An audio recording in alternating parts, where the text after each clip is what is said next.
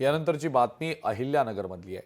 पारनेर तालुक्यातील सुपा एमआयडीसी परिसरात रसायन मिश्रित पाणी सोडलं गेल्यामुळे या परिसरातल्या विहिरीचं पाणी दूषित बनलेलं आहे। या रसायन मिश्रित पाण्यामुळे ओढ्याच्या काठावरील पिकं जळाली असून या रासायनिक पाण्यामुळे आसपासच्या वस्तींवर राहणाऱ्या नागरिकांचं आणि आजूबाजूच्या जनावरांचं आरोग्य सुद्धा आता धोक्यात आलेलं आहे।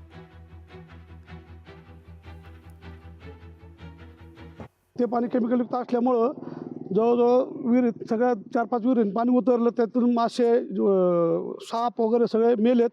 आणि ह्या विहिरींचं पाणी शेतीला असतं, जनावरं पाणी पितात, तरी आरोग्याचा लय मोठा गंभीर प्रश्न झाला आहे। शेतीचं नुकसान होऊ शकतं। आत्तापर्यंत 2 मोटरा काढा गेलो, पण मोटरा विहिरीत गळून पडलेले आहेत। याची नुकसान कोण देणार आम्हाला, शेतकऱ्याला, गोरगरीब लोकांना?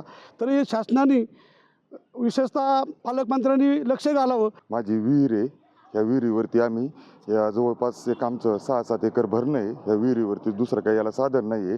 इथं रात्रीचं कोणतरी केमिकलचं पाणी आणून सोडलं, याच्यामुळं आमचं सर्व काही म्हणजे विहिरीची तर हे झालेच, पण पूर्ण आज मला शेतीला पाणी कोणत्या पद्धतीने द्यायचं ही मला सगळ्यात मोठं हे झालं आहे। शासनाकडे मी तहसीलदारांकडं आणि ग्रामपंचायत, आज झूक माझ्याकडे इथं कुणी ग्रामपंचायतचं साधा एक काय म्हणतात ग्रामसेवक सगळं इथं पाहण्यासाठी नाही आला। इथं 3-4 कंपन्या आहेत, आत्ताच्या घडीला एक कंपनी ओपनलीमध्ये इथं पाणी सोडती। केमिकलचं दूषित पाणी सोडून वड्यामध्ये या इंडस्ट्रीच्या एरियामधलं पूर्ण आमच्या मगर वस्तीवरती पाण्याचा मोठा प्रश्न निर्माण झाला आहे।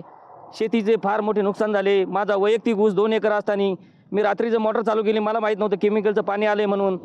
ते लाईट गेल्यामुळे ते निम्मा ऊस भरून झाला, ते पूर्ण पिवळसर पडून त्याचं जळण्याची क्षमता पूर्ण। मी आता 2000ची औषधं घेऊन आलोय।